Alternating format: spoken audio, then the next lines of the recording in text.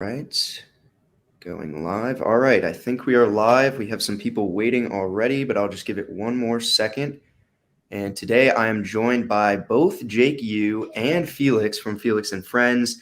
Very much a surprise, as you were just saying, Felix, because I saw you in the chat and, of course, wanted to invite you on. We have not had a conversation yet, but, of course, love your content and what you're doing. Jake, we talked back in the summer talking about pretty much all things Palantir. This time I thought it would be great. Ahead of Q3, I'm not sure. I don't think we have a date yet for it, but I believe that'll be in less than a month now. So just wanted to kind of talk about that. We've got some stock movement perhaps to discuss, but I think, yeah, this will be great. So again, any questions, fire them off in the chat. We'll get to them, but thank you both for joining me. Brilliant. Well, thanks very much for having me here, Jackson. It was a total surprise. I saw your notification pop up and I thought, hey, that looks like fun. So I sent you a message. And here we are. I'm also joined by my chief financial analyst, who does all the research here, all the spreadsheets. And yeah, we're talking about Q3 earnings over on our Felix and Friends channel, also big Palantir community there. A couple of days ago, I was looking through quite a lot of the numbers, and I think it's November 18th. I think is sort of the rumored date, but it is not super confirmed yet. Okay. I think we have a pretty good chance of hitting 400 million revenue, which would, I think, really be a huge impact from a sort of emotional point of view. But also it would just really finally break this myth that Palantir grows at 30% a year. It's more like 45%. And just because Carp said at one point it'll grow by at least 30%, everybody's forgotten the at least, and all analysts are still running with a 30% in all the DCFs I see from all the banks. And that's the nonsense that we need to break to really change the way Palantir is valued here. Yeah. So what would 400 million be for a growth rate quarter? I think they like to do, of course, year over year growth, but it looks like that would be from 375 about over 6.5%. So that would be very strong year over year. Do you have the figure for Q3? It looks like it was 289 million. 289. So that would be 38% growth rate. Yeah, that would that would be very strong, as you're saying. So be below trend though, right? I mean, the last 3 quarters were 40, 48, 49% year on year. So it's definitely possible. But I mean, if we come in at 398 million, I don't think it's the end of the world either. It's just really breaking this cycle. I think what's also super important about this one is it takes us out of the really crazy dilution numbers from insider sales and all the sort of stock programs. So again, just jumping 1 quarter forward, we'll take out the first quarter 4 quarters ago, which was not a good one from that point of view. It doesn't make the optics look very good. Yeah, it was like 800 billion in stock-based compensation right before they went public, and it makes their figures look worse than they are. So it'll be nice to knock that number off. Definitely. So let's start there then. The guidance that they've given was, just looking at it now, I think it was very conservative. It says in Q3 we expect 385 million in revenue. So Jake, we were just talking before, you were kind of looking at the seasonality of the business. Can you discuss what you see from that point of view? Because that's the sentiment I got from Palantir management is their guidance is, of course, based on the seasonality of what they're expecting. Yeah. They're not trying to be overly conservative. Of course they are, because we've seen that. But yeah, just what do you have to say on that front? Yeah, it's interesting because last Q3 they were up 52%. So if there is seasonality, and especially at the end of the fiscal year for the federal government, if we are going to see a lot of that revenue recognized from those government contracts, this would be the season to do it. Unfortunately, we only have revenue going back to 2019, so we can only do year-over-year comparisons in 2020. So we can only look back from Q1 2020. They had a revenue increase of 57%. And then it followed that to 43, 52, 40, 49, and then 49 again in the last quarter. But Q3 of 2020, that was their second highest jump in revenue that we have recorded. So if they met their guidance of 33% revenue growth, yeah, I'd be pretty surprised if it was that low. Yeah, it just seems, when I was looking back, and hopefully this is showing, is that there hasn't really been much seasonality. So of course they know better than we do, but it seems like the growth is consistent for the most part. So I guess we'll see, but they do love to sandbag, which has been definitely a historic precedent in their, well, now this is their second time reporting the third quarter. So we will see, but I believe it was 2 or 3% quarter over quarter growth if they actually deliver on the 385 million, which I would honestly be shocked by. But if we just look over at this stock chart, and I don't want to focus on this very much, but of course, in a bit of a downtrend. But what I've touched on before is perhaps a bit of oscillation between a sell-off before earnings, a rally after earnings, and we've kind of seen this play out a few times. So perhaps it's leading up to that again. Of course, I do not recommend trading Palantir because of how volatile it is, or just trading at all. But I can't help but wonder if we're about to see that again, with beating guidance significantly because it is so low, and the stock already having sold off from relative highs that we saw more recently. So any thoughts there? I would say, Jackson, if I may jump in here, I don't know if you can see that on my screen, so it's a little bit small, and ignore that Neo link there. But you can see on these bars that they always, I mean, we only have 4 quarters here, have always outperformed. The purple bars are the blue was what the market was expecting. So even if they just outperform by that little bit of what the market is expecting, we, I think, are still going to get a very, very nice surprise here. So I think, and sorry about this animation on the screen, it's set up automatically. So I think really, if you look at the chart, we typically get a massive bounce after earnings, and then you get that sort of fizzle out again after a while, and then we get that reminder again, and then we get that bounce again after earnings. So I kind of see it like that. I wouldn't, again, trade it like that. I think you can run options trades if you're into that, straddles or strangles, which give you, say, 5 or 8% or so leeway in either way, and you can have them expire the day after earnings, which is a really nice. They report earnings hopefully on Thursday, so Friday the options expire, and that's a pretty high probability trade if you set it up just before. So that's the sort of thing I like to do around earnings, but I wouldn't necessarily speculate on what this is going to do and, buy a load of stock the week before and hope it's going to go up and sell it a week later. I think that's kind of crazily risky. Whereas if you did it with options, you actually have probably an 80% chance of making some decent money here.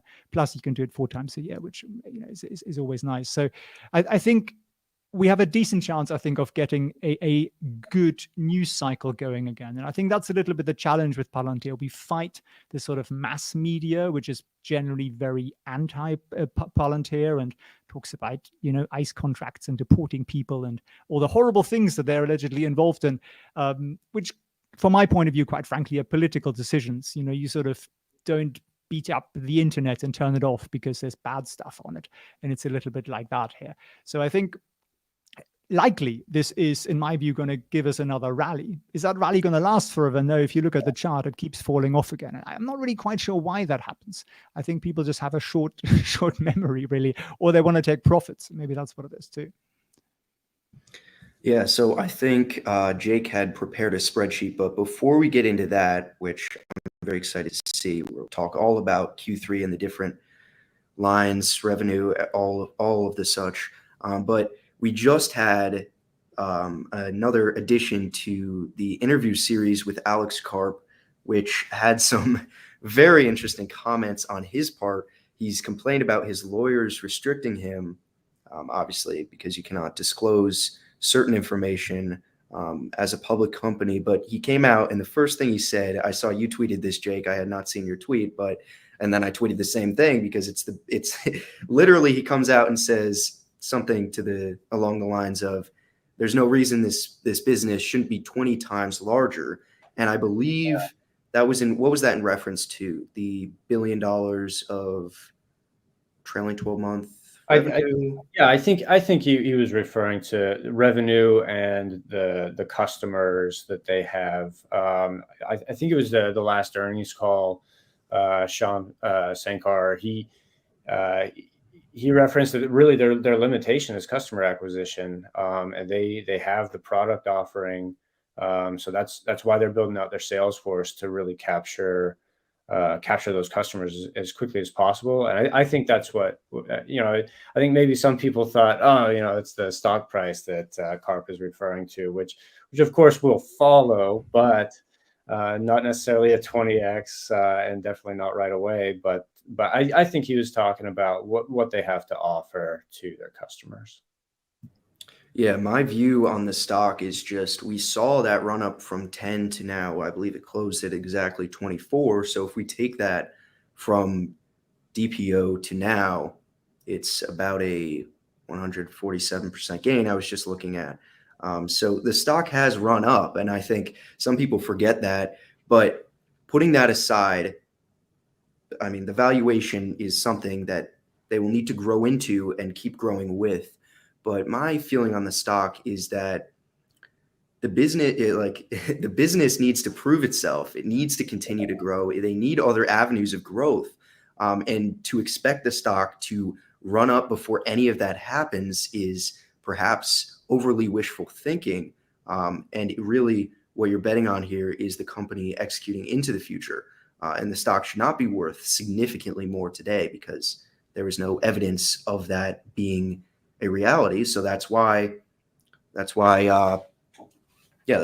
what I'm thinking now. But I would love to see if you could share. We'll dive into Q3, but just wanted to make the disclosure that, of course, none of this is financial advice, which is overset at this point. But yeah. Just to clarify, Felix, you probably have a lot more experience in the financial world. I've watched a lot of your videos for quite a while now, and so I know that definitely if you have any input into the financial metrics that I'm estimating, please go ahead. Thanks, Jake. Go ahead. See if I can.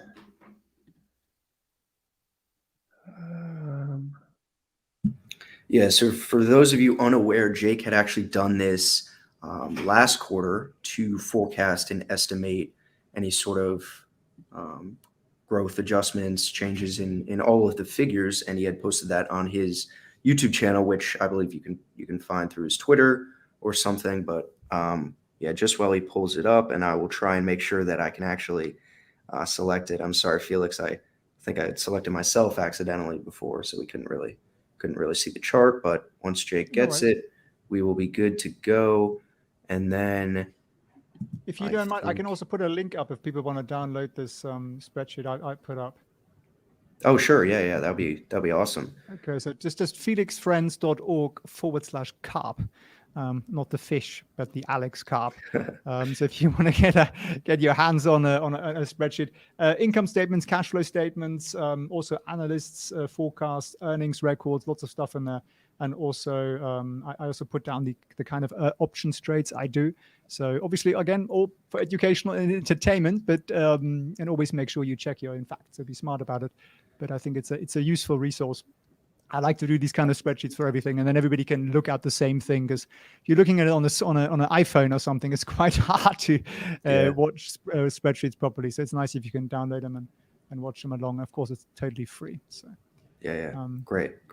So while Jake's still working on that, we can answer some questions. So I think I've talked about this a bunch, but the idea of the commercial side usurping the government side, which even now thinking about it, it's kind of apples and oranges, right? It's not the biggest deal. Of course, if they're both growing, that's great for the business. So we will see. It'll be nice to get an idea of the long-term trend, but what are both of your thoughts on kind of what's changing? I think it's with sort that? of a strange one, isn't it? I mean, it's all money. I don't really care where money comes from in my businesses, whether it's customer A or customer B. That's kind of how I look at that. But analysts and Wall Street seem particularly obsessed with the fact that somehow the US government is particularly risky. And I think it's the opposite. I actually think that they are very sticky customers. Once they make a decision, they're very slow to reverse it. Nobody wants to sort of stick their head out. And I think that's what we're seeing. The government contracts get bigger, they're more frequent.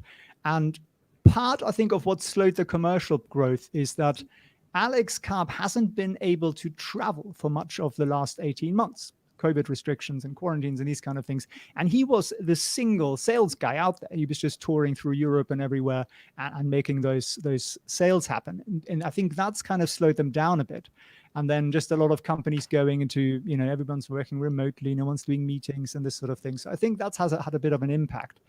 Though it would be nice to see a broader diversification in terms of customers. I think that would make analysts happier if we add another 25 or $10 million contracts there. That would start to make them feel a little bit less concerned about what's going on. Yes, definitely. All right. Another question here about profits. Well, let me just read the question. Does PLTR not care about showing profits now or anytime until they can no longer hide their growth? So not entirely sure. I guess the idea there is investing back into the business, which of course they've been doing. They're not trying to pay a dividend of any kind. So they're investing aggressively, growing their sales force, R&D, all of that. So yeah, they've said they're not trying to be profitable. They're trying to build out all of these platforms as best they can. And that's been the story with some of the most successful growth companies, many of which have been tech companies, is you can either optimize for profits today or profits in the future. But when you're just starting out, it's very hard to optimize for profits. So you would likely be sacrificing significant growth if you do so, which would be future shareholder value discounted to today. So let's see what other questions we have. Can you speak about institutional investors starting Palantir positions? Okay, and I believe that is Chris Patel. We have talked before. I will see if I can open your link, but Felix, just while we're waiting for, of course, Jake to fire up the spreadsheet, do you have any thoughts on institutional versus retail interest, what that means? What do you think? I think, and again, I don't know if I can show you this link here. Let me see if I can put it on the screen here. I don't know if you can see that. That's basically the institutional ownership trend. And you get a very, very significant growth up into June. Now, September hasn't fallen off. It's just that the data comes out late because that's the one way that Wall Street sort of screws us by giving us the data 45 to 90 days after it's been done. But I do think it is starting to show a very serious trend in the right direction, that we are seeing a lot more institutional money coming in here. Is it enough? No, definitely not. I do think we need a lot more institutional money coming in here to really move the stock a lot, because bear in mind, 80% of all the money is institutional. You and me and everybody in retail is 20% of all the funds out there. So you do need pension funds money, you do need the hedge funds, you do need Wall Street to put the money in there to really move the needle. Though I think that'll come. I think we've got 2 quarters now of free cash flow. That's something that analysts love. So we're going to get a third one here, I'm pretty sure, which means we're going to have a cash flow positive full calendar year. And a lot of analysts don't look at the quarters. They just look at the annual numbers. They'll never notice the improvement until it shows up in the annual numbers, because they're not that interested in Palantir. So I think that will also make Palantir pop up on a lot of radars, in my view, at least. Yeah, certainly. Jake, did you get it? No, I'm having issues with the permissions for the numbers program. I'm probably gonna have to post this to Twitter, or I'll send the file to you if you want to cover it in another video, just so that Sure. the YouTube guys can see it. But yeah, I have year-over-year revenue growth at 50%. So given their pretty extreme weak guidance, I didn't want to project an all-time high revenue increase. A lot of their new customers, 7 out of the 20 from last quarter, were through the strategic investments, the SPAC. investments that they started doing earlier this year. And I don't think we'll see a lot of revenue recognition for a while as those accounts grow, as those businesses grow. I'm sure they're well capitalized. Capital is not a barrier to entry for most companies right now. But relative to their existing customers, they're probably just not going to contribute a whole lot to revenue. So with that, I have 190 customers ending Q3. So that's up from 169 in Q2. So a 21 customer increase, whereas last quarter was 20. And this is going to be really difficult to predict because we haven't seen the full force of their new sales team. This is a completely different strategy. They've acquired some really big names. I was really impressed by John Deere. They're a very forward-thinking company. And I was surprised that they didn't announce that earlier. And that was some of the questions that I saw, that we haven't seen these commercial announcements like we were saying at the beginning of Q2. Excuse me. And I think they're waiting until earnings a lot of the time for the commercial customers to really kind of give that shock and awe. But I think a 20 customer increase is conservative. I would rather be too conservative and wrong than overly bullish and disappointed. A 50% growth rate is nothing to scoff at. If they can do this for the next 5 years, I mean, this is just incredible. And given what they say their products can do, and the validation from customers like John Deere, there's no reason that they shouldn't be able to do that. If they're trying to become the modern the operating system for the modern enterprise, that's a lofty goal, and so they should be able to have the product to back it up. So 434 million in revenue is what I'm expecting in Q3. And that's in line with the last 2 quarters, which both came in at 49% revenue growth. And so with that 190 customers off of that revenue, that's an average revenue per customer of 2.28 million. And this is a revenue per customer is something that they publish for the year. So it's an ever increasing number, where last quarter it dropped to 2.2 million per customer from 2.29. So we're seeing a decrease, but each subsequent quarter in revenue per customer is replacing a much smaller one from a year ago. So they are, on an annual basis, increasing that revenue per customer. And it'll be a challenge as they've gone to this Foundry for Builders model. It's a SaaS product. They've said explicitly this is a subscription, and so that revenue, although Wall Street naturally loves that reoccurring revenue, they're not going to have that huge revenue recognition that they might otherwise have from a large company that pays all up at front for the quarter, and that's all recognized in the quarter. So basically these smaller customers, it'll be interesting to see revenue per customer breakdown, and if they can keep increasing that on an annual basis. Yeah, that's a good point about the sales force kind of ramping up, and it'll be very interesting to see. That was going to be the question I was going to ask you, is why haven't we seen these announcements when we have in quarters previously? Are they holding out for any sort of reason on these announcements, or excuse me, is there some sort of seasonality which I would be surprised by? I know we talked about that, but to see these commercial clients, you were saying you're expecting north of 20 new customers, which would be a very big number. And to not hear anything about any of those, I don't think we have, at least from the end of Q2 to the end of Q3.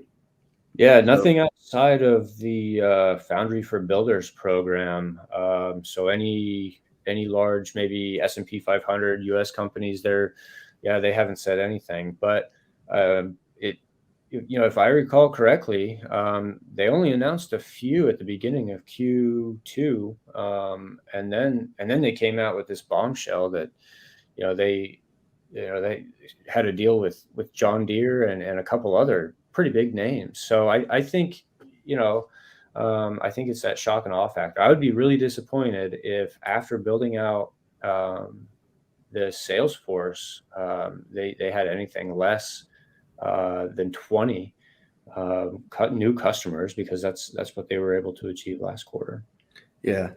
So go ahead, Felix. I think on the last call, I think they mentioned that the pipeline was sort of as full as it ever has been, or there is more in the pipeline than ever before, which would kind of make you think, therefore, the sort of drip effect into Q3 and Q4 should be very positive from that. I thought that was quite a bullish statement from their point of view. Can I ask you guys, because obviously I'm not based in the US, nor am I from the US. I think there are quite a lot of, especially European customers, who are not necessarily wanting to be announced as Palantir customers for sort of PR reasons, right? Do you think that's a factor also in the US? Do you think there are large customers out there who are using Foundry, but they're just saying in the contracts, it's saying never disclose this. We will never advertise this. We'll hire for these roles through agencies. That way it's never ever confirmed that we really are a Palantir customer, because we don't want people demonstrating outside of our front door.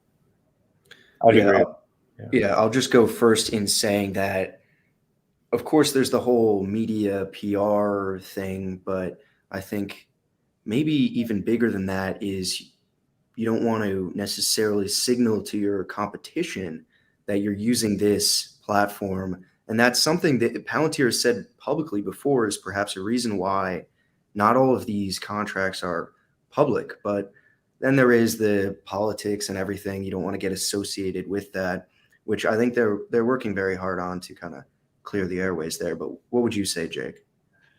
Yeah, I agree. I think they're really doing a good job of shifting the narrative about what their company does and putting the focus on helping Western institutions become more successful and find alpha in their businesses, and it really getting away from the negative press that they had around ICE contracts, especially before they went public. There was a lot of criticism. And I watched an interview last night with I'm going to mess up his name, Jason Kalnakis. He's a venture capitalist who he's got his own YouTube channel. Great resource. But he interviewed Max Chafkin, who just did a biography on Peter Thiel. And I think that's kind of one of the reasons we haven't seen a lot of Peter Thiel. Usually he's pretty hands off with companies he invests in, but he was more than just a venture capitalist for Palantir. He was co-founder. But we haven't heard a lot from him, and a lot of what they were referring to in that interview was his support of Trump, and he's kind of gone off the map since halfway through Trump's presidency, and I think that's just kind of to get out of the public eye and not really rehash any kind of criticisms that are probably undue criticisms for the company.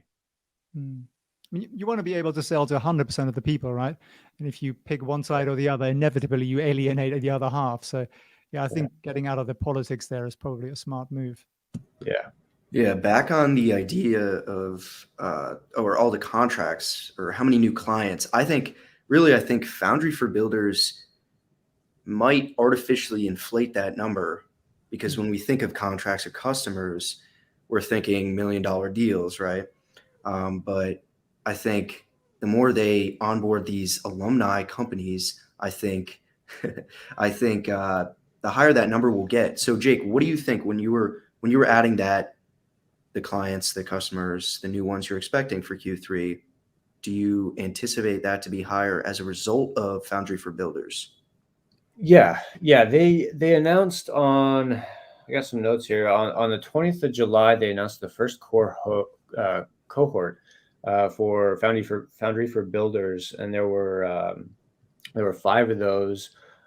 Each company was connected to a Palantir alumni, engineers who had worked there previously and either founded or funded these 5 companies, and it's likely we'll see revenue recognition from these companies, because for them to announce it July 20th, they probably had at least a month of revenue recognition for each account.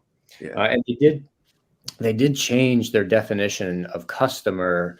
If it wasn't in Q2, it was in Q1, where they only classify having a customer in a given quarter if they've recognized revenue from that customer within the last 12 months. So just because they've signed a deal and maybe they've received revenue from that customer, if they don't recognize it, they don't recognize that because they've actually delivered the service, then we won't see that customer reported. So there could be quite a few on top of the 20 from last quarter that were just ready to go, and revenue was recognized in Q3. Okay, very, very interesting. I just wanted to add, so this is what you were saying was the revenue you're estimating, right? Did I get that number wrong? 430 or? 434. Yeah. Okay, 434. So even higher than this. This is what it looks like on the historical data here. So that would be very nice, and I would certainly love to see that. It just looks great already. So we'll see how it plays out. I just wanted to represent that visually. We do have some more questions in the chat, but we can get to those later. Was there anything else you were forecasting? The adjusted cost, or the adjusted cost of revenue. So I only look at adjusted cost. I take out stock-based compensation because Wall Street's going to be looking at the adjusted earnings per share when they're looking at beating expectations. So I like to take out stock-based compensation. It's a non-cash expense. For those that always ask, is Palantir profitable? Well, it is profitable. They are printing money. So it's a matter of these non-cash expenses. So I take those out. There are other considerations with stock-based compensation, but as far as the solvency of the company, they're making money, and so that's what I like to look at. But the adjusted cost of revenue, I have at 65 million, which is a decrease of 1 million from the quarter prior.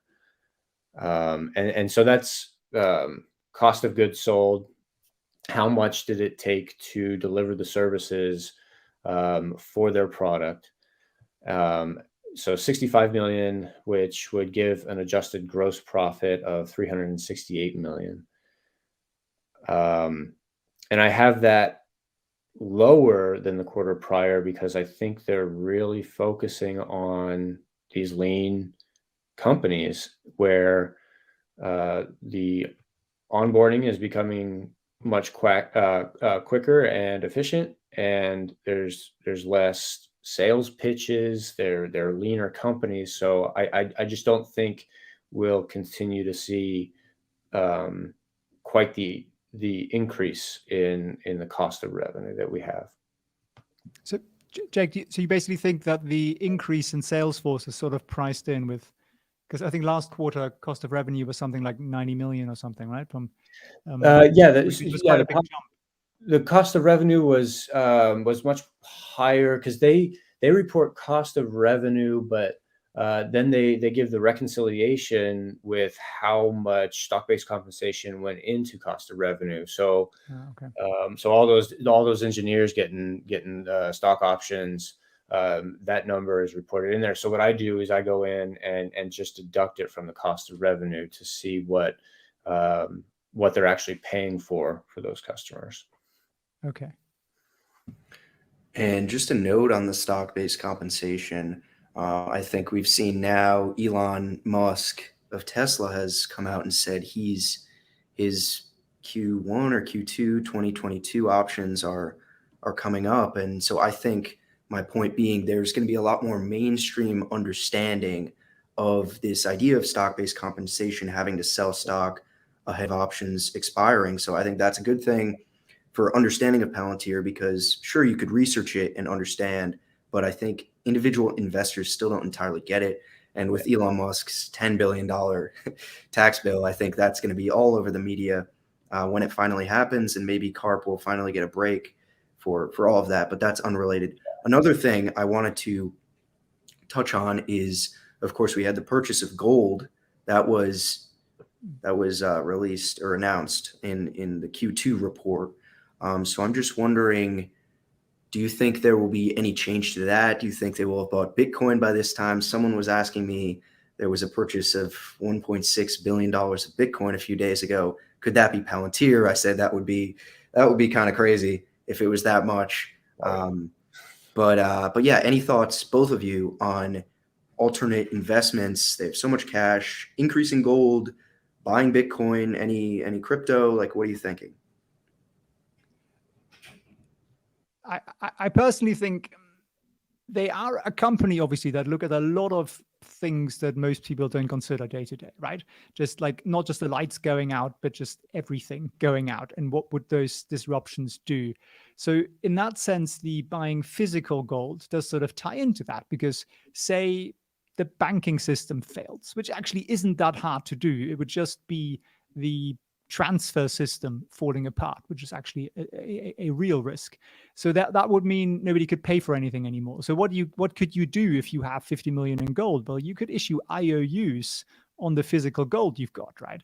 As long as there's some transparency there. So you would be able to pay things so that you would still have power, say, or whatever it is. And what if that dragged on for some time? So I can sort of see where they're coming from with that. Now, I think what they've said in the past is that they might be open to accepting crypto as payment.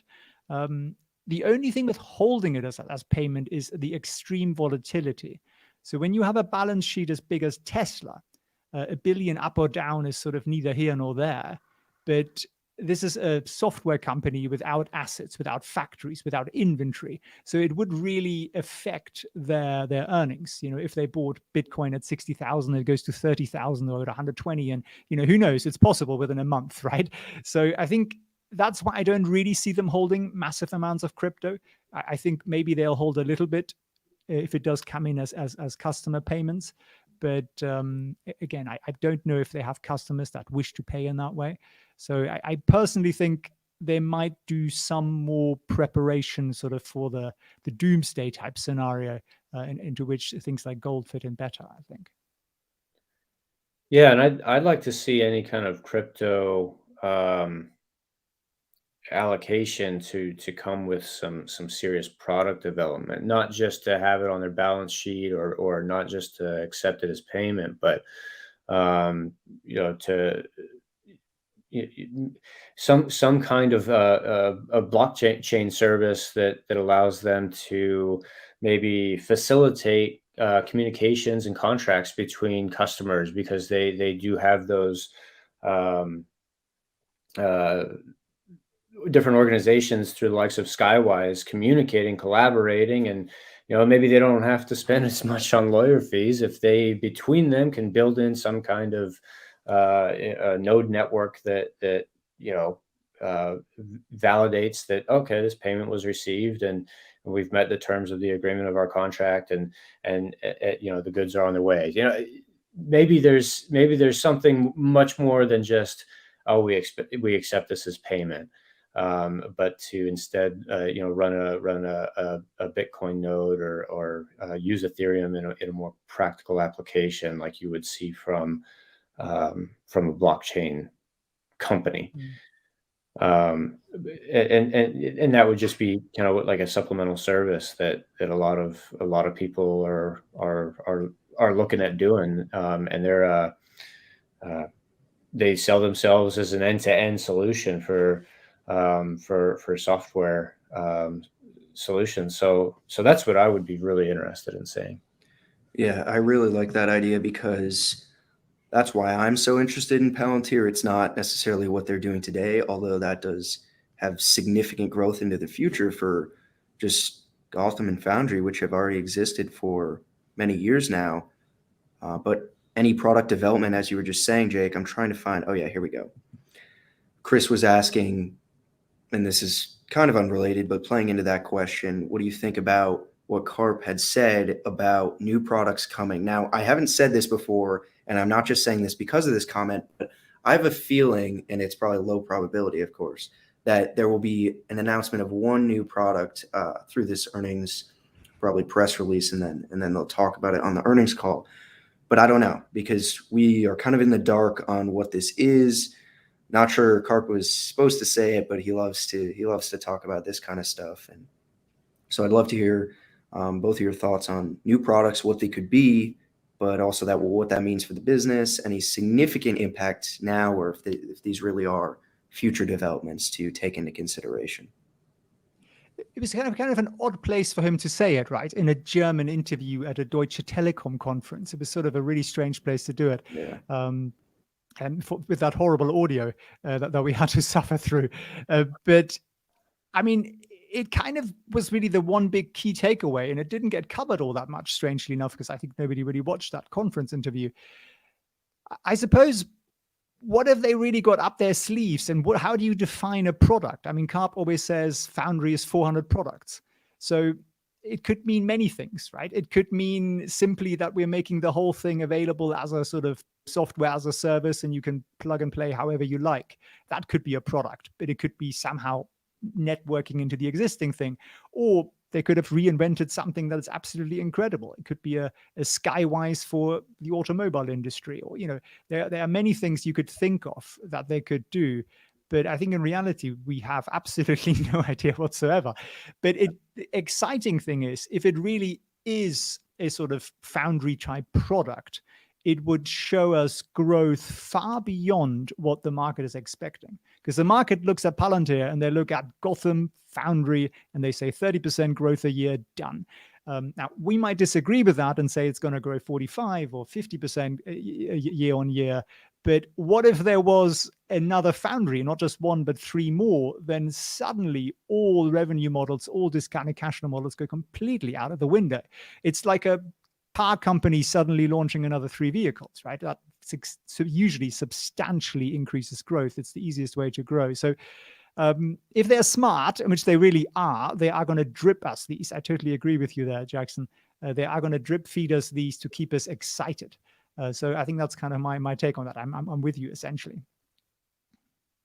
Yeah, that's and new product development. I was reading a blog post last night that Gary Tan, he's a former Palantir engineer turned venture capitalist. He retweeted it, and it was a fascinating read. But it was all about how the narrative of the company and how that narrative is conveyed to customers, investors, employees, how it's shaped by the CEO, and how important it is to build on that narrative, to show where the company is going, and that the future product development is something that customers are always thinking about. They're always thinking, can this company keep up and meet our needs? So I would be really excited to see something unveiled, maybe on the earnings call. I know they trademarked Raven. There's been a lot of talk about that, which in my mind would imply maybe some kind of communications capability, Ravens. Since then, they've cancelled that trademark, which was the really odd thing about that story. Didn't they cancel it like in 2013? But I think they just renewed it this year. I thought they renewed it and cancelled it again in August or something, which was a really odd thing to do. So it was sort of weird. That whole story is a really odd one about those contracts. It's a mystery, really. Yeah. It'd be interesting to see what happens in the next couple of months if they do announce something. Yeah, it sounded like from the interview series, or the most recent episode, was Karp was kind of saying that they've really already developed some of these, not necessarily whole new lines of business, but kind of, as you were saying, Felix, new products within, I think it may either be Foundry or Gotham. That's just kind of what I heard from him as new developments. Oh yeah. And then there's also this, Daniel's just bringing up the Valhalla trademark. Oh, that's right. It really doesn't matter what it's called. I think it's just very cool that they're kind of sticking with the fandom here. But my take is that there's probably some new products, and it depends how you determine product, as Felix was saying. But I think there's some that's going to fall under their existing platforms. Maybe they tie between the two, but I think eventually we'll get to a point with a consumer product, a lower level commercial product, whether you want to consider that Foundry for Builders or if they're going to rename that, because I think the For Builders name is interesting. No, you don't think so, Felix? What are your thoughts on that? I don't know. When I first heard that, I thought this was a construction business. Yeah, exactly. And I think that is kind of the... I sort of see why they're saying that. These are sort of building blocks. They're building new industries. These are disruptors. I get that. But I kind of think it's, to people who are not super clued up on Palantir, it's sort of confusing. I think it could have been a more kind of, Palantir for small and medium-sized enterprises. That would have been a bit more descriptive, or some other little bit more funny name. So I think that is, that whole strategy, I think, will end up in essentially a retail software. I think it'll be something that we're going to be able to get in a box, not physically in a box anymore, of course, but something that you will be paying for, like, Microsoft 365 or something. I think that is going to come down the road, but whether or not that's going to come this year or in 5 years' time is a different question, I think. Yeah, I would kind of assume the consumer piece of the puzzle is way into the future, and they're going to do what they can with their core business now. So I hope they're not getting distracted, at least from my point of view, that I hope they would stay very focused on what they're doing now. It's not a terribly big company. They don't have unlimited employees and talent to kind of do whatever they want, let alone the resources, like, of course, the capital expenditures required to do that. But just kind of honing back in, I think my take is Gotham and Foundry have much further to go, and they're doing very well on those fronts. But if we do see something else related to those two, I think that would, of course, be very good. We had the announcement, and I'm not sure if this had always been the case. I don't think it had, that Apollo can now be licensed too. So thoughts on how that plays into the financials, if at all, into the future? What do you think? Oh yeah, for Apollo for Edge AI. Yeah. Well, I think it was also Apollo for. Yeah, I thought it was more than that too, though. Maybe I'm misremembering. Well, I know that it seems as though they've really talked about how much Apollo is their ace in the hole. It's what allows them to really see the unit economics, the economies of scale. When Apollo allows you to service 200 customers for the same cost as it does 2,000. Shyam Sankar, he referenced how they're shrinking the marginal cost to zero with Apollo, because it automates the delivery of the software to any environment, and monitors the health of the update. and can automatically detect like false dependencies when there's maybe like a negative feedback loop that they broke something with the update, roll it back immediately, and then notify engineers to come take over.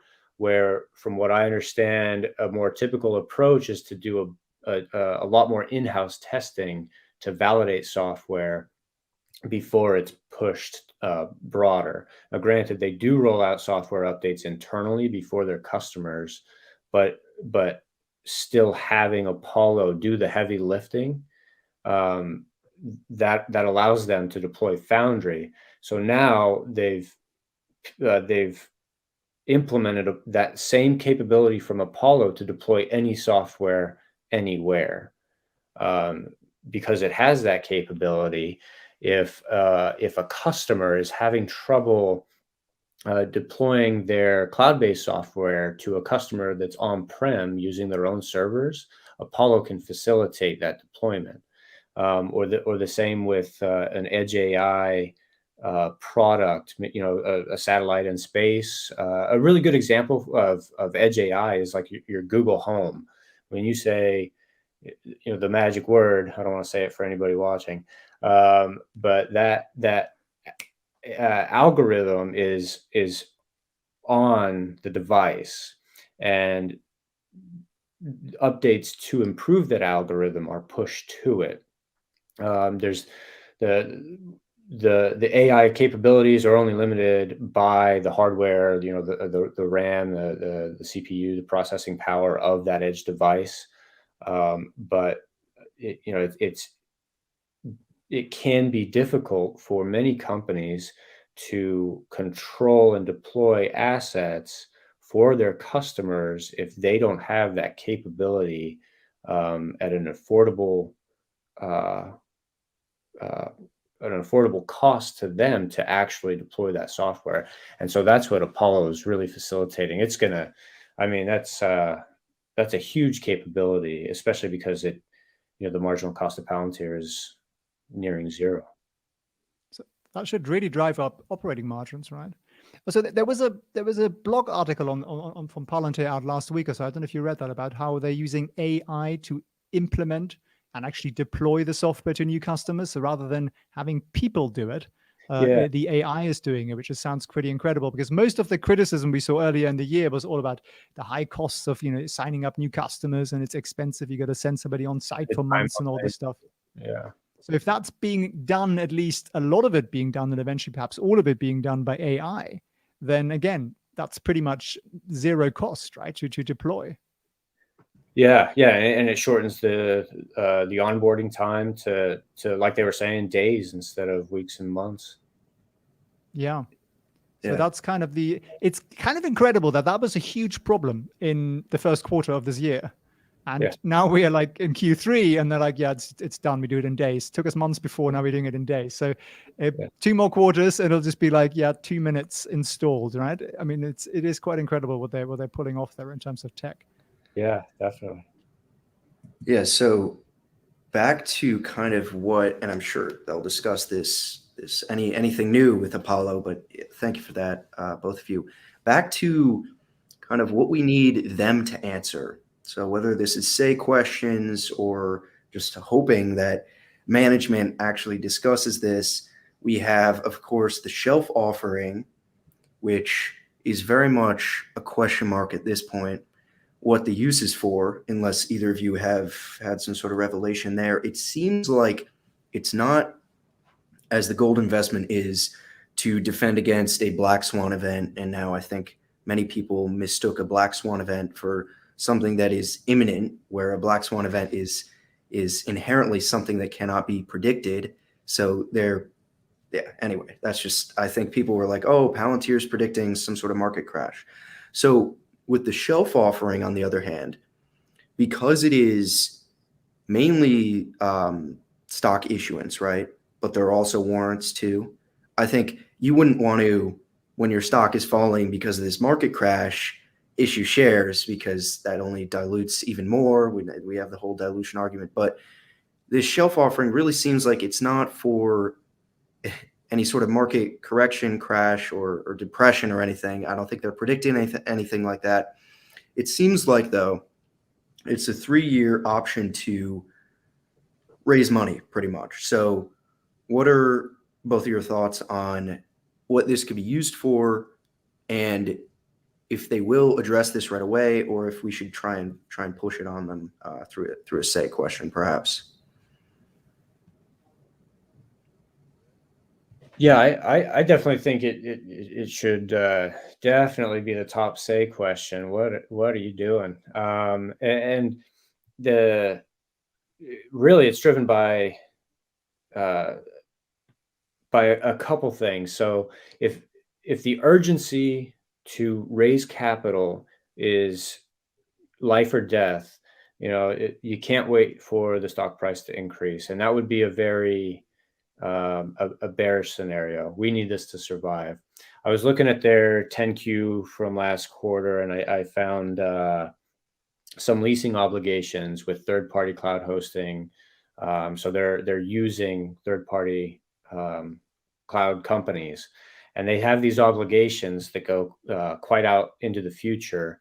And they do have a note on their 10Q that says, in one sentence, we may have to raise equity or debt in order to meet these obligations. And of course, 10Qs are very conservative, and they spell out all the risks. But I thought that was striking after going and reading through it after hearing the shelf offering announcement. So if that was hey, we don't have money for the next 3 years to pay for this, and we're going to be cash strapped, then we need to raise capital regardless of the stock price. And then the other side of that is, if it's not urgent, but they see opportunity to acquire a company or invest in more SPACs, and they're projecting an increase in the stock price that would make it advantageous to basically borrow from their future selves, pull that market, that money forward from their future market cap, then that would be the more bullish scenario. They're expecting a good price market cap to raise capital. I also, when I first read that, I kind of thought more, it's sort of the prudent thing to do if you're running a company. I mean, Tesla did it in December last year, right? You just do this. You have the option to raise funds if you want to, and the time is right, or you want to make an acquisition, something is, really important, you have to do it, or there is just an opportunity that's too good to pass on. So I think it's more like, actually, a management team that runs a company well wants to always have the opportunity to issue shares or warrants or whatever they might be. It might be like you say, maybe they want to build their own service, their own cloud system. Who knows? Or maybe they just want to buy a SPAC, or they want to take over some cybersecurity company because that piece of software was critical, and for that you need $5 billion tomorrow. And you can do that if you've got this filed, whereas if you haven't, you've still got to go through all the procedure, all the paperwork, and it delays the whole thing. So it's kind of like a blank check. That's the way I see that. And as long as you trust the management in the company that has the blank check, that they're going to use it smartly and wisely, I don't think it's an issue. If you think that management is mad, hopping mad, he's certainly hopping, I don't think he's mad, then, you can't worry about it. And it's the same thing with dilutions, right? You see, Neo the other day said, look, we're going to raise 2 billion, but we're not going to tell you exactly when. We're just going to issue some shares when we feel like it. And it's the smarter thing to do as a company, rather than saying we're going to do it in 2 weeks on Monday, and then the stock tanks and then they get very little for it. So I think it's just prudent management, really. And people like to freak out about anything that has dilution in the word. Yeah. Yeah, especially with Palantir. And it's interesting. You say trust in management.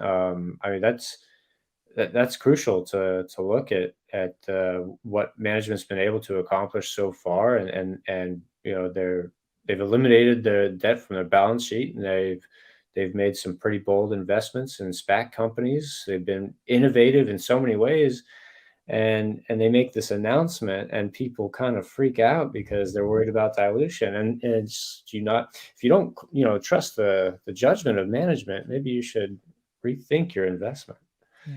There are so many companies out there who have tons of debt, which are convertible debt, so which guarantee you dilution. People buy the stock, totally happy about it, never thinking about the fact there's going to be dilution in 2026 or 2027 or whatever.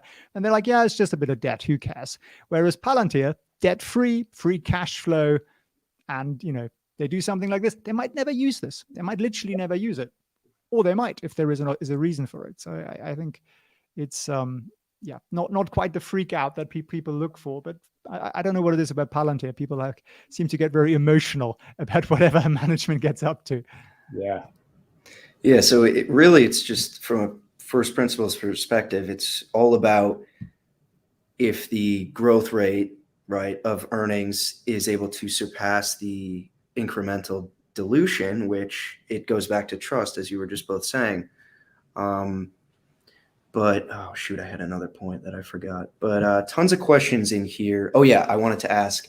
I've been talking about this a lot, probably talking about it too much. But as you were pointing out, they're debt free, and they're issuing shares or stock based compensation as instead of paying with cash. But my question is not about that. It's about Alex from ticker symbol U asked me on Twitter, or he was saying, it looks like they are kind of forecasting interest rates or where they see the market going, and then evaluating that to either choose debt or stock-based compensation. Do you think that's what they're doing? I just think that's like, sure, there's obviously someone watching that. That's what the financial team is set up to do. But it just seems like too much uncertainty to deal with. And I don't know, there's something very interesting about a high growth company not having any debt that I'm not entirely sure about yet. So that's something else I want to ask, but I'm not sure if that's worth a question. What are you thinking on that?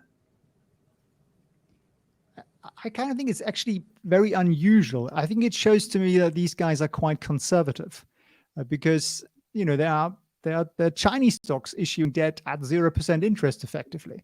They're issuing convertible bonds, free money, right? So you could, as Palantir, basically get free money pretty much. You'd be paying 0.5% interest or something like that. So most growth companies would just load up 2, 3, 4, 5 billion. Why not? It's pretty much free. The investment bankers make a lot of money. I'm sure they're recommending it every day to them. And here is Palantir, who are just saying, no, we're not. We're going to pay it all off and we're going to buy some gold. So it's a very, very different mindset. And I think that, in a sense, is the attraction to Palantir. It's a very contrarian stock and a very contrarian management team to what everybody else on Wall Street is doing, because, look at them all, right? They're all sitting there. You have companies with massive cash balances and they're still issuing debt just because it's so cheap. Why not? Whereas Palantir doing the opposite. So I quite like them for that. I think it's like somebody who's paying their house off, even if they don't have to. It's just a conservative move. Yeah, and they did increase their credit limit with that very same lender. I think they doubled their credit limit after they paid it off. And so it may also be that maybe they could negotiate better rates after having paid off the initial debt amount, and they saw that as pretty advantageous at the time to do, because they knew that they were going to be they're going to need the debt in the near future, as indicated by the shelf offering. And I think if they do make a major capital expenditure using the shelf offering, I'm not convinced it's going to be all of one thing or the other. They'll probably raise debt, borrow it. They'll issue warrants and all kinds of things, rather than take on too much debt or dilute too much. It's going to be kind of a mixed bag in order to use each avenue the most efficiently they can.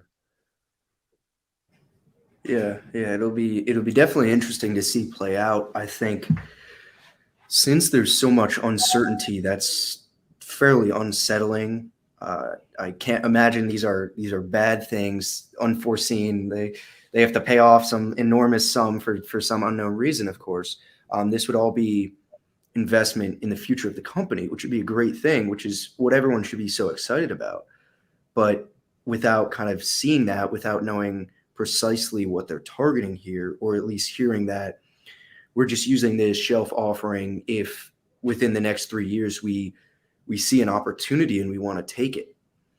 So if that's the case, why wouldn't every company file something like this? And I really do like how Palantir thinks, where they're doing these unconventional moves. That why aren't more people doing this? I think that's great. So where do you think we should take the discussion from here? Should we talk more about Q3? Did you have more to say, Jake? I know I kind of took it on a tangent, but there are plenty of questions in the comments and on Twitter to answer. And if either of you need to cut this, that is totally fine as well. But yeah. As far as what I had, I do have a pretty sizable increase in the sales and marketing. So I think we are going to see a slight year-over-year increase in OpEx. The Q3 of 2020 was relatively high at 107 million. Or I'm sorry, no, it was 235 million. So I'm projecting 255.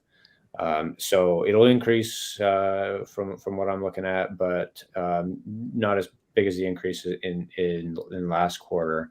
But other than that, that's what I really like to look at is revenue, customers, gross income, and then OpEx. Really, the core aspects of the business. And I can leave the earnings per share and all that to the experts, but no, I'll share that with you and put it out on Twitter so people can look more closely at it. But yeah, I'm happy to move on from that. Great stuff. Guys, I really enjoyed this chat. I'm afraid I'm going to have to run here. But I truly appreciate it. Thanks for the last minute invite, for having me on here. Thanks very much. We should do this again awesome, sometime. Felix. And Yes, keep absolutely. up the happy chat. I'm sure there are loads more questions on the chat. People burning to know what you're thinking. All right, guys, I'm out. Yeah, thank you so much for joining, Felix. I'll add your channel, of course, to the description, but I'm sure everyone is aware. All right. Great. That was awesome to have him. Always good to have more of a roundtable discussion, but I think it does get more challenging if we were to have like 5 people on here. But so there are plenty of questions. Thank you everyone that had added questions in the live chat here. I do want to, and I don't know how much time you have, Jake, but if maybe we could go for another 20 minutes or so, is that good? Oh yeah, definitely. Perfect. So I will share my screen. Just because I did ask on Twitter. Let's just do these ones first. Questions on Twitter, and this will relate back to what we were just talking about. All Palantir, share screen, and I will just share the tab on Twitter. So here we are. All right, let's see if this is showing up. Yes, it is. So here we go. Let me just go to the bottom. Whoever got their questions in first. Okay, considering most of the new contracts we saw lately will only go to Q4, do you reckon Q3 is going to be a miss? So we kind of touched on this, which is that any point after Q3 ends, of course, that is Q4. So any new developments that they talk about would impact Q4, right? I forget, do they usually talk about? They don't usually talk about new contracts that they got after the quarter ended, I would presume. I don't know if we've seen that before. No, I mean, I've never seen a retroactive announcement. Yeah. Like by the way, we got this, this customer. The latest that we'll hear is if the customer does want their name out there as a partner with Palantir, we'll hear it on the earnings call if we hadn't already heard it before in the quarter. But yeah, I'm not expecting a miss. I think they're just kind of changing, when they announce things. I would be, oh man, yeah. The growth rate of this company, and the ratios of this company are pretty big. They're not the biggest. They're no snowflake valuation, but a miss would not be good for the stock. Yeah, I would be shocked. I'm not expecting anything near a miss. We had some questions here. This is not the only person asking about Palantir versus Tesla AI. Yeah. Now, I don't know why they're asking about this, but Tesla's AI, of course, I'd assume you also watched Autonomy Day, AI Day, I think, because you're invested in Tesla as well, right? Yeah, that's my number one. Palantir's number two. Yeah, great. So we're both familiar with Tesla and what they're doing with AI. Now, it's completely different, but my understanding is Tesla's work with AI predominantly is for their autonomous software. And I think their full self-driving is all about the neural networks. And I'm not sure if that's AI per se, but their AI, I don't know, it's Dojo, right?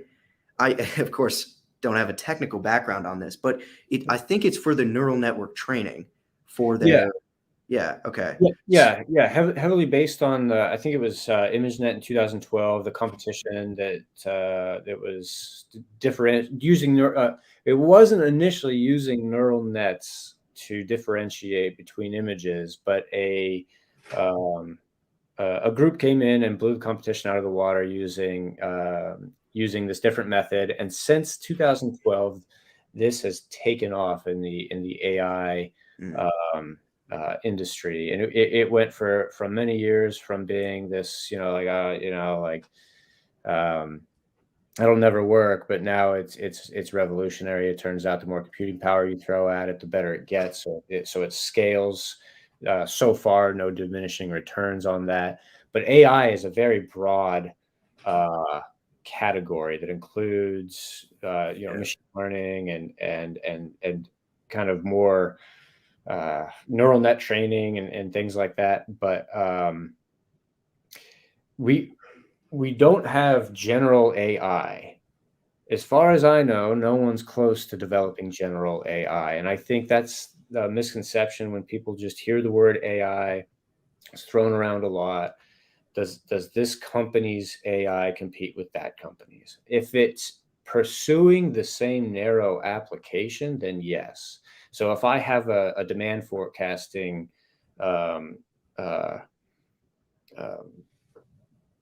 algorithm, so like with like Data Robot for retail sales and things like that, and then another company comes along and tries to sell a similar product, then that would be competing. But Tesla is using very they have a very difficult goal of teaching machines to interact, navigate through and interact with the real world. That takes tons of image recognition, a lot of training, a lot of edge cases. But Palantir, they don't even use their customers' data to train their AI. They explicitly say that in their blog post. They do not aggregate that data and use it to train. So they're more, from what I understand, and again, I'm not an expert. I'm a firefighter, so I only know what I see on YouTube from James Duma and Dave Lee. But the differences between what they're doing are so vast, and that makes me incredibly bullish on the industry. There's so many applications that you can build an AI algorithm for. Yeah. I think Palantir's really is how can we lead you to the best solutions, right, for your business? Or, I mean, obviously Gotham is completely different. But as you were saying, Tesla, and we're not comparing the companies. We're not saying they're competitors, just for everyone watching. This is a question about their approaches to AI. Now, we're just trying to figure this out ourselves. But Tesla, it seems like they have a tight feedback loop in which they train on the data the cars are collecting. But because of what you were just saying, Jake, Palantir is trying to respect privacy as much as they can. They don't hold the customer's data. They don't. All they do is process it. They just run it through their programs, and then they don't have access to it in a way to be able to back test and train. So that's a difference in approach. Good point there. But really, it's completely different in what they're even trying to solve for. So Yeah. I'm not entirely sure what the narrow AI. Good point, Peter. I'm not entirely sure why we're trying to compare these two. I would hope that Tesla and Palantir would partner one day. I know you are fairly nonplussed about that, right? Right, Jake? I've heard you were not too sure. Yeah, I'm not too sure. I'm still skeptical, but I mean, they've had a picture of the SpaceX Dragon capsule in every earnings presentation, since they've been public. I don't know. You'd think that Gwen Shotwell would give them a call and be like, "What the heck?" If they weren't supposed to do that. And SpaceX and Tesla are different companies, but they have incredibly overlapping synergies. They share battery technology, motors for being used in Starship, metallurgy techniques, which makes sense. If it works for one, and it'll work for the other. So that and the head of the global commercial sales in that Bloomberg interview a few weeks ago, he mentioned Tesla by name and how, and that could just be throwing the name out there to kind of an association to do what we're doing right here, just to talk about it. But it's possible. Elon Musk has said that he's invested in Peter Thiel companies. Yeah. Well, I mean, I think he's also said that the only public companies he owns, right, is just Tesla, I think. But I wouldn't. That's not what I'm looking for him to be invested. I just want to. My thesis, the reason I care about this is I think Tesla is the most innovative, forward-thinking company, and has proved that the best, high growth, and some of the best technology you'll find. I saw someone's description of it being an alien company, not a tech company, not a software, hardware, not a car company, just an alien company. And someone said, "Oh, Palantir too." But getting back on track, the reason I think it would be such a meaningful partnership, disassociating the brands, is that it would really show that this is a company that can easily, well, not easily, because I mean, Palantir's put nearly 20 years into this, but they could spend the time and the money to try and develop something specific to their own niche and use cases. They could do that. And that's the case. Maybe they already have, or of course they already have. Those are the two options, right? They already have, or they're using Palantir, or it's a mix of both. But anyway, my point, and I'll let you, I want to hear your thoughts on this, is wouldn't that be the most bullish thing, right? This is our generalized software. This is Foundry, and in my opinion, the most innovative company on the world has adapted it to their business, using it as the backbone of their enterprise to help grow far into the future. So that's why I care. It's not just because I'm invested in Tesla. It's because I think that would be one of the biggest indicators. That's why I look for the quality of the businesses, and I guess it is, it's the names as well of these businesses. It's who is using Palantir software, and what does that mean for what the software can provide? Because we're trying to figure out, we can't use the software, even if we could. I'm not sure that would help too much. It's because this is a B2B company. So we're trying to figure out, how useful is this as retail investors? Now, all we can really hear is anecdotes and stories, and also the figures that BP is putting out, right? I mean, that's very indicative as well. But it's really a story right now, is how useful, how strong, that's the question, right? We need to know how great this software really is. And they've said several times that their biggest competitors are their customers who attempt to develop their own in-house solution. And if Tesla has said, well, this software works. Why should we do it?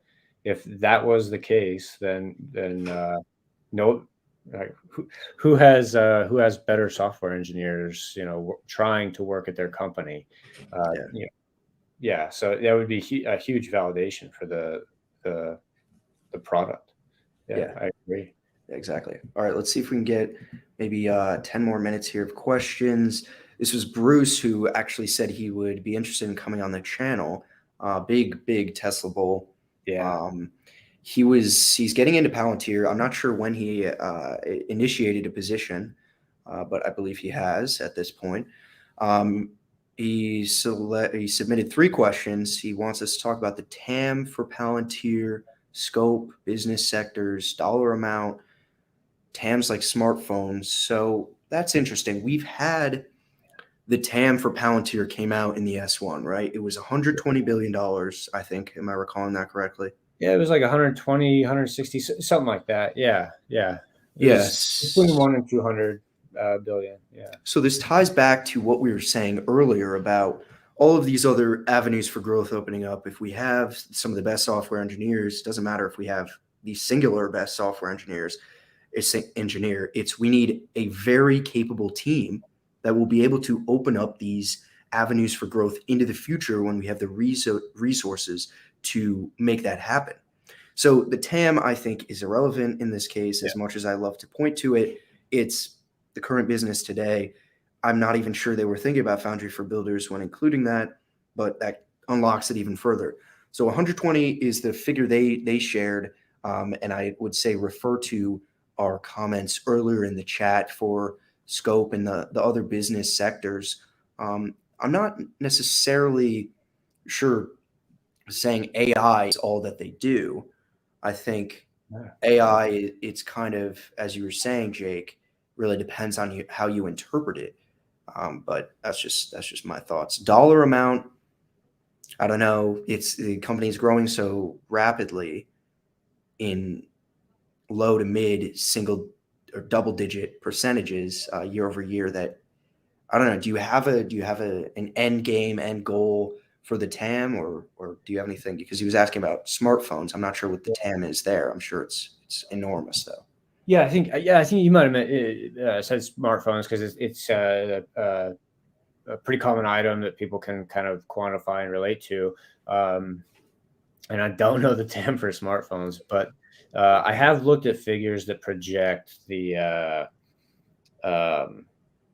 potential future spending of enterprise allocation towards AI software and data management tools, and it gets into the hundreds of billions of dollars in the next like 5 years. I mean, it gets silly. And what's interesting with a lot of companies, which I think Palantir is very unique in that they offer the platform to manage the deployment of their AI at a zero marginal cost.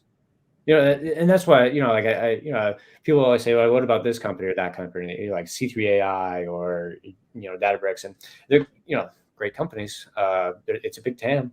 And I'm not knocking it, but I have not seen the full package solution deploying, managing, low code, no code interaction between the subject matter experts and the engineers that developed the AI model, rather than a one-off experimental trying to derive insights at this particular time, and then we're going to shoehorn it into a legacy enterprise software system, and then it's going to break as soon as the subject matter expert begins to use it after a few days because conditions have changed and there's no communication. There's no way for them to modify the model, adapt it to changing conditions. Palantir takes this stuff into account. And I just have not seen any other company say anything remotely like it. And to me, the best TAMs are the ones that nobody's talking about, and we can't. It's almost silly to, it's like I read a figure last night that like information technology, the IT budget for companies in the U.S. it ranges like from manufacturing starts as low as like 1.4% of revenue, but then it goes all the way up to 11% of revenue for maybe like financial services companies and things like that. And if you take the total revenue of the S&P 500, it's like $13.8 trillion. And if we want to assign like a fraction of the IT budget to something like AI data management, analytics, software deployment, and collaboration tools across all your enterprise software platforms, then let's say it's 0.5% of the revenue of the S&P 500, and that gets you to like 70 billion just in those. And Palantir's identified something like 6,000 companies in the Western world. So TAM's big enough. And it'll keep expanding as it delivers alpha for the customers. Yeah, TAM is always a great thing to look at just really at any point in a stage of a public company, right? To kind of project what you can see, but it's really not going to show you everything as big as it is. But let's just continue on here. What do you see as the difference between software offered by various other companies and the AI provided by Palantir? So that's kind of what you were just saying. Like, we know C3 AI is the enterprise, right? They're just focused on the enterprise, whereas Palantir is government and enterprise. And yeah, there are some other names like Splunk and some other ones, but kind of as Felix had said before, and I was going to bring this up too, the idea that Palantir has developed so much and packed it into Foundry so much that Karp is confident saying it's 400 products all in one, that they started so early. It's like 17 years, right? That they've been they haven't been working on Foundry for that long, but any year number of lead is still very important. And so they've been working on it long. They have a very developed suite of software. I think there are definitely other companies doing software that may fill in the gaps here and there, but this is the thesis, right? Is there's no one that's really doing what Palantir is doing. Yeah. And Palantir can envelop their capability within their own platform. You can pull the data and the AI models that you have from your existing partnership, and you can load it into the ontology that Foundry builds out for the company. So I mean, that's the making that sale to the C-suite executive. Like, you don't have to change what you're doing. We'll build on top of it. And with a subscription model, it's like, why not? Why not try it out? And so it's great because as companies onboard it, they use it for a very small particular thing. It works with all their other enterprise systems. Then they begin to ask the question, why do we have these other enterprise systems when we're building applications on top of Foundry? And so that's when the accounts grow, and they have this snowball of accounts behind them building in revenue that they point out every quarter. I think that's exactly what's happening. Yeah. And I think Peter and some others are mentioning in the chat. I'm not aware of QNX. Is this a public company? Do you know, Jake? QNX, they're talking about working with SpaceX. I don't know. I will do some research on that one. Thank you for bringing it to my attention. But just kind of wrapping up here, I think maybe this was a little too soon to do a Q3 earnings preview, but I think it's never too soon to be thinking about the quarterly reports. I think we'll see the numbers probably you were saying a month from now. So yeah, it'll be interesting to see. I think the stock, I mean, it's never really a good idea to make public stock predictions, but it's been a trend so far that the stock will sell off perhaps into earnings and then rally after. So maybe we should run a poll on that and see if other people agree. But yeah, I think Wall Street likes they've responded positively to the last two earnings calls. I think what's holding it back is guidance. 30% year-over-year guidance. I don't necessarily know why that's happening. Maybe there's trepidation in the, how effective the sales team is going to be, launching a new product like Foundry for Builders on a SaaS platform using software defined data integration rather than humans hand jamming it. Maybe they just want to see it proved out and consistent revenue growth. And then when they increase guidance, that kind of gives that gives Wall Street that bear or that bullish signal to increase their own guidance. Yeah, so it'll be interesting to see. Not too worried about the stock. I mean, I think if you're looking for your stock to go up every day, I think you're in the wrong place here, because it's really not about it's not a percentage gain story. It's about a multi-bagger that we're going to need to see develop out of a few number of years going forward, and really broaden the farther it gets. Those were all the questions on Twitter. I know tons of questions here in the chat. Thank you everyone for being very active. I'm going to do more long form content. Jake, you are of course welcome to join if you are able to fix for the numbers file. I don't. Yeah. that is unfortunate. I use numbers myself and I enjoy it. I don't know what could have happened to that, but I will let you know next time I'm doing one of these, and we'll of course invite you on. I think I was going to do some next week, perhaps with Dominic and maybe Brian Griffo again. I think we were going to talk about Palantir options, perhaps. I have not done any, but I am trying to educate myself on that. My feeling is leaps might not be the best idea at this point because they're called long dated anticipation agreements, but it's only, I think the latest at this point is 2024. So sure, we could get a significant rise between now and then, but I'm not entirely, even as a bull, I'm not entirely sure if that's something to be betting on. Yeah. I mean, Tesla stock is, as we both know, remained flat for like 6 years. We could have interest rates jack up, and then it kills the implied volatility on your leaps, and if it hasn't appreciated as much as we thought it would in that time. For leaps, and options in general, it's a zero sum game. Not like investing in holding stock. Somebody's losing, you're winning with options, and so I usually only it's closer to gambling. And I usually only allocate what I'm willing to lose from my portfolio for that stuff. And it's definitely something to be careful of. I've lost quite a bit. I've probably lost more on Palantir on options than I've gained because the premium in selling puts and calls isn't too high. I've been doing selling Tesla puts and selling Affirm puts has been and a firm call that I had since July. But oh wow, basically everything else for me, I lose a lot of money on.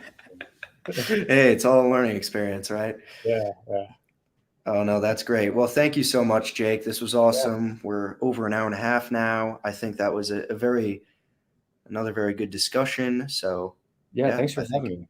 Yeah, awesome. I love your insights. I will add your Twitter. I don't think I had done that yet, but of course. And any more videos coming? I know you had pumped out a bunch, and they were doing well. I've had a little bit of writer's block. I moved from Florida. I separated from active duty Air Force. Moved back home to Washington State. Okay. And then, just that, that change, some writer's block. And usually if I'm thinking something, I'll put it on Twitter and I'm like, well, I said it, like don't need to do a video. But I should get back into it because it is so much fun. And I like hearing feedback in the comments and things like that. So I'll eventually start putting out more regular stuff. Yeah, absolutely. Well, thanks again, Jake. Yeah, thank you. Take care. You too.